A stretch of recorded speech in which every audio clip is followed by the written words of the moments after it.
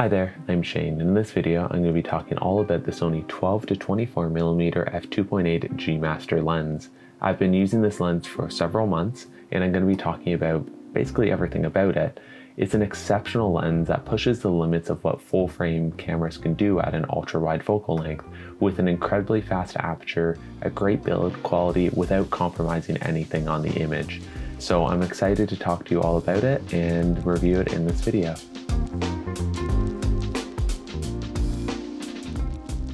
So during the summer of 2021, I made one of the most unnecessary purchases I ever have and picked up this lens. And at the time of getting it, I made an initial impressions video and unboxing, which I'll have linked on screen right now. In this video though, I'm going to do a much more comprehensive overview of the lens, discussing its build quality, image quality, and how it compares to other options on the market. But if I could summarize this entire video in just a couple words, it's that this lens is unnecessarily exceptional.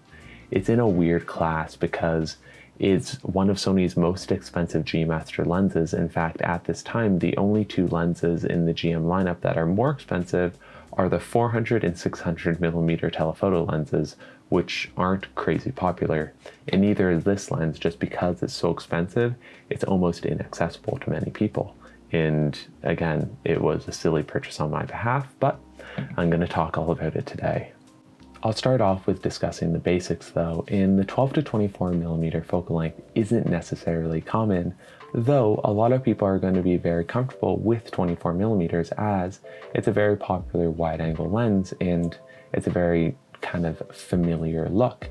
However, this lens has the party trick of being able to zoom out all the way to 12mm, which is borderlining on what people would consider a fisheye lens, and it's extremely wide without much distortion though, and it does all this while maintaining a fast aperture of f2.8, allowing you to take photos in relatively low lit environments, as well as, if you really want to, get a decent amount of subject isolation. However, that's not really what this lens is designed for or the intended use. It's going to do the best at capturing either really small environments like rooms and making them look really big, or capturing vast landscapes and just giving you a unique perspective, whether you be in an urban environment or just trying to get a photo that's a little bit different, or you need to get basically everything in front of your camera. And this lens certainly enables you to do so without making any real compromises with exceptional image quality.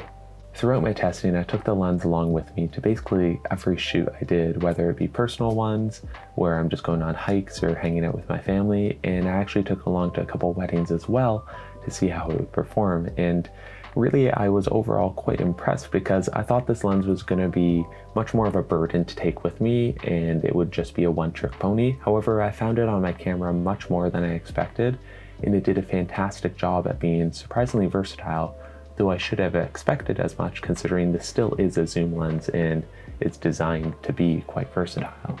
Before I go too much further into discussing the application of this lens, I'll get started on discussing the build quality, and I'll approach the elephant in the room right away, and that is the front element of this lens, because it is downright ridiculous. When zoomed out all the way at 12mm, it protrudes a significant amount from the front of this lens. And because of this, the lens hood is permanently attached to the body. And because of this, the lens cap is also quite large in order to cover the hood. And it's just a lot of plastic. So in everyday use, this lens has a lot going on, and keeping this front element safe is going to be priority number one. I'm happy to say though, it's not like it's a delicate piece of glass. It's covered quite nicely with a fluorine coating, and it's easy to clean off, and it's not like it attracts oil or dust to it. However, having any sort of debris on this piece of glass is going to negatively impact your image quality just because it's a wide angle lens, and if you have a smear on there, it's going to make light have streaking in your image.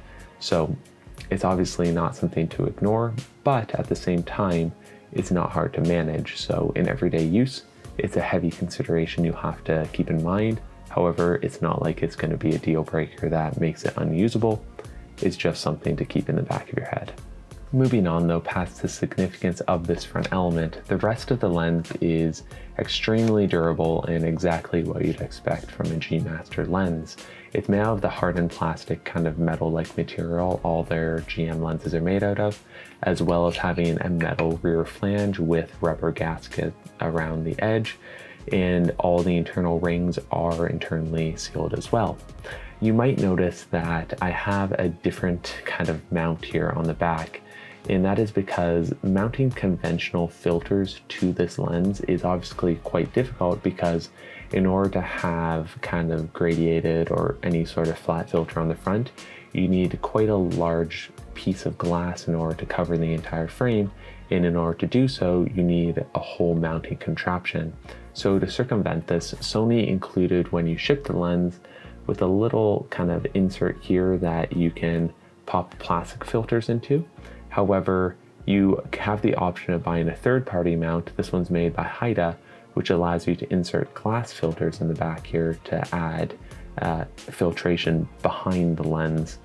I haven't been using this long enough now to say really if I like it or not. However, it's a really neat option, and if you'd like to do so, you can modify your lens to have this. However, you do have to obviously mess with the lens and insert this in here, so it's something to do with some caution. However, I've been happy with it thus far, and I'm excited to test it more in the future and make a video on that topic. You might have noticed as well that when you do zoom the lens, even though it is internally zooming, the front element does move in and out. When you're at 24 millimeters, it's recessed the most, and when it's at 12, it protrudes out the most. This is not something that's been an issue for me, and I haven't noticed any lens creep while you're walking around. However, it is something that could happen down the road just because the glass inside here is quite heavy. The focus ring on this lens, as always, is focused by wire, and it is nicely dampened. I want to discuss this more later. It might be a little bit on the loose ends of things, but it is consistent and on the side as well. Lastly, there is a manual and autofocus toggle switch, as well as one programmable button that by default is set to, I believe, autofocus or focus hold, but you can set it to whatever you like, and it's handy to have. The biggest question I had, and it's probably the same question many people have, and that is how the image quality holds up, because I'm used to having prime lenses for my ultra wides, and I was very hesitant at deciding on a zoom ultra wide lens because usually I'd associate with that with lower image quality, but I'm happy to say I was not disappointed in the slightest. When it comes down to just the straight up sharpness of the images from this lens, it's quite confusing just because I have no clue how the engineers at Sony did this. Even at f2.8 at 12 millimeters, the images you're getting are just incredibly good. It only really has a noticeable loss of clarity in the very edges of the frame, and even in the center, it's very, very acceptable. In the moment you stop it down to f4, it becomes indiscernible that there's any loss of quality, and the images are near perfect across the frame. And on the Sony a7R III, I really didn't notice any limitations from really shooting at any aperture, and it only really has diffraction kick in around f16 where you start having a little bit of a haze creep in. However, overall is just incredibly good, and I don't really have much to say besides that. It's hard to criticize anything about the sharpness of this lens. Likewise, the distortion is very well controlled internally with only a minimal amount of barrel distortion that's quite easily corrected in post or in camera even, and it's really not a consideration to make when taking photos. There's obviously a large amount of subject distortion when you're taking images of things that are very close to the camera, with the edges of the frame being quite stretched, but this is inherent to the focal length and isn't a fault of the lens itself. And because of the super high image quality and the lack of distortion, you have the opportunity to use this lens kind of like a pseudo tilt shift lens by utilizing geometry distortion in post when you're editing the images to allow you to get some really unique sort of images if you want kind of that tilt shift look without utilizing a true tilt shift lens. You can do so with this one. The vignetting is noticeable when you're shooting at f2.8. though it is quite easily corrected and doesn't contribute to any loss in quality in the final image, but it is there and it is going to be something to have as a consideration when taking photos in darker environments, just because you're going to be brightening the edges if you have corrections turned on. The chromatic aberration is a really hard topic to discuss, I found, when using this lens, just because I had a hard time finding situations where CA was a significant even component of the image, as subjects are often so far away from you that having many edges where you'd have a little bit of aberration form is just such a small part of the frame, it's hard to see. The only situation where I really could notice it was when I was at 24 millimeters at the minimum focal length, and even then there was a tad bit of longitudinal aberration, but as a whole it's very well controlled with this lens, and quite honestly I can say unless you're being very meticulous, it's hard to even see. So I can't say it's perfect, but it's hard to even say it's an issue with this lens in the slightest, as it's so unnoticeable. On the note of discussing getting close to subjects though, the minimum focal length of this lens is only 28 centimeters, which is quite close, and it allows you the opportunity to get these kind of weird, almost pseudo macro-like shots where your subject is just really large in perspective to the rest of the frame. I can't say this is something that I would ever really regularly use this lens for. However, it does provide the opportunity to get some very novel photos that are really only possible with a lens like this. However, it's not something that you should buy the lens for, but if you have it, it's something that's kind of fun to do. The last topic with regards to image quality that I'll discuss is the bokeh and out of focus areas, which is a rather bizarre one to approach because this is a 12 to 24 millimeter lens, but it does have a constant aperture of f2.8, which allows you to get those shallow depth of fields. So with that in mind, it does a very good job of doing so. It certainly doesn't have an over busy look that I often would consider to be associated with ultra wide lenses.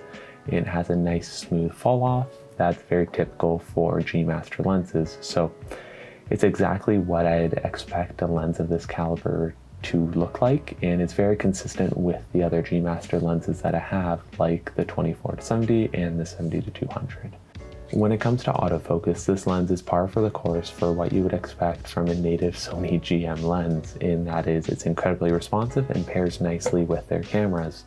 It utilizes Sony's floating focus system, which isn't one of their fastest, but has a heavy emphasis on accuracy and really precision. And this lens certainly keeps up with basically everything you would want it to. I've taken it out with my dog and my nieces and nephews, and it keeps up super well. So I can't say speed is even an issue, and accuracy is incredibly good, and I haven't missed focus really with it. Though when you're shooting this wide, it's really hard to miss focus because most of the image will be in focus the moment you're a meter away from your subject. For the majority of users though, I suspect that they'll be shooting in manual focus quite often, considering this lens is really tailored towards a little bit more precision shooting. And unfortunately, the manual focus kind of situation here isn't the best. The focus ring is very thin and it's rather loose, at least on my model, and it is still a focus by wire system. And as well as the fact that there's no display on the top of this lens, you have to rely on your rear LCD or viewfinder in order to really refine your focus, and you find yourself often punching in to make sure you have something in focus and frame. And hitting your hyperfocal distance or focusing on infinity can be a bit of a chore. And coming from lenses like the Zeiss Batisline or other options by Nikon, which have much better focusing rings, as well as an OLED display on the top of them, this lens lacks that, and at the price point it's at, I certainly would have preferred to have something a little bit more than what I got with this lens. And with that said, what it comes down to, as always, is the price, because this is an incredibly expensive lens coming in at $3,400 US or 3,900 Canadian, which is just ridiculously costly, making it kind of a bad option for many people because it's hard to justify something in this price category, and it's very hard to compare to other lenses even. And I'm not going to make as heavy of a focus as I have in other videos because I don't really have any experience with any of the options I'll be discussing, and I'll have to rely on online reviews and just my personal thoughts on these lenses. So take it all with a grain of salt because I have no tactile experience using any of these lenses yet. Hopefully down the road I will, but for now I'm just going to discuss them and discuss how this lens looks compared to the rest of the market. So with that said, the first lens I'm going to discuss is the predecessor to the G Master, which is the Sony G 12-24mm f4, which comes in at $1,800 US or 2,300 Canadian, which makes this discussion already quite difficult because at almost half the price, is it half the lens? No, the G is an incredibly competent lens, though across the board, the image quality is going to be slightly worse. It does boast a very small compact build. That's obviously going to be a little bit poorer than a G Master. However, it's a lot more portable, so that could be compelling for a lot of people. However, I wouldn't recommend this lens necessarily just because of the option I'll discuss later, because you can get a prime lens in a better build and with better image quality for a similar price. So the f4 kind of has been a little bit outdated and isn't the best option really to consider if you're looking at an ultra-wide lens. However, for some people, it might be a great option. The next lens to discuss though is a much more similar option to the G Master, and that is the Sigma Art 14-24mm f2.8 lens, which comes in at right now $1,500 US or 1,900 Canadian, which is significantly more affordable. And again, you're not really giving up too much in terms of image quality. The real thing you have to decide here is the difference between 12 and 24 millimeters is surprisingly different. However, is that going to be worth almost $2,000 to you? Because really, that's a huge premium to pay for a relatively small difference, because across the board, the Sigma option has almost as good image quality as the G Master. It has a slightly poorer build, but really, it depends what you're looking for. If you really want that native Sony experience, obviously the G Master is going to serve you slightly better, but in terms of value, the Sigma is an excellent option. Coming back around though to another option from Sony, there's the new G Master 14mm f1.8 lens, which comes in at $1,600 US or 2,100 Canadian, which is an incredibly compelling option because you get that super fast aperture of f1.8 and a very versatile small build, which is the same quality that you'd want from a G Master, but smaller, with the only real limitation being that it's fixed at 14 millimeters. But again, when you're at that ultra wide focal length, you're kind of still getting a similar look, though obviously you're missing out on that 12 millimeters and being able to go up to 24. Really, for a lot of people, the 14mm prime is gonna get you the look you're going for, and you still get the affordability of being a relatively cheaper lens and a lot more portable. So I certainly kind of regret not getting this lens, and maybe down the road I'll get to try it out, and I'd love to, but it's just expensive still. So I'd heavily consider choosing this lens over the 12-24 if you're looking for an ultra-wide lens. There are many more lenses I can discuss. However, I'll go over one more before I conclude this video, and that is the Laowa Seadreamer 10-18mm f4.5 to 5.6. This lens really couldn't be any more different than the G Master, even though it is still an ultra-wide lens. It comes in at $600 US or 1,000 Canadian, which is almost quarter the price now, and it is just incredibly cool because you're getting a wider focal length at a way smaller compact build. And I think for enthusiasts who are just looking for that really cool ultra-wide style lens, even though the Laowa is a variable aperture and it's manual focus and the image quality isn't going to be at all comparable to the G Master, it is super cool still. And I think if you haven't heard of this lens yet and you've made it this far into the video, I recommend checking it out just because it's not necessarily a competitor to the G Master, but for those looking for that style of photo, it's a great option to consider. So I'd recommend checking it out at least. So now that I've provided a bit of context about how this compares to the rest of the options on the market, I hope it makes sense when I say my biggest complaint about this lens is its price point, because it's almost embarrassing to say that I purchased it when you look at it, the other options out there and how much they cost relative to this one. And I can't say I'm disappointed by it. It performs so well in all regards, but it's hard not to have any buyer's remorse when you don't use it to its full potential or have any regrets about using it. Because I certainly have had a few situations where it's been a little bit annoying, because I found myself hiking a lot more than I thought I would in the last year. And taking such a heavy lens like this along with me certainly has paid off in terms of the images that I've got. It's just really heavy, and you definitely notice that when carrying it for a long time. And I've tapered off a little bit more on the commercial work that I used to do, just because the pandemic has obviously slowed that down a bit for me. However, it's just hard to have sitting around because it's a $4,000 paperweight then, and I feel like I should be taking it with me every day. With that said though, this lens is a whole heck of a lot more versatile than I thought it was going to be. I have been used to using prime lenses for my ultra-wide lenses, and I just took it out when I needed it. I never necessarily left it on my camera, because when I was using an 18mm lens, it's really a one-trick pony. You could take that ultra-wide photo and then switch back to your 24-70. But I found using this lens a lot more similar to how I might use a 16-35. In 24mm is a focal length I'm much more comfortable with than I used to be, so I found myself using this lens often at 24mm, and then when I needed the ultra-wide look, I'd zoom out.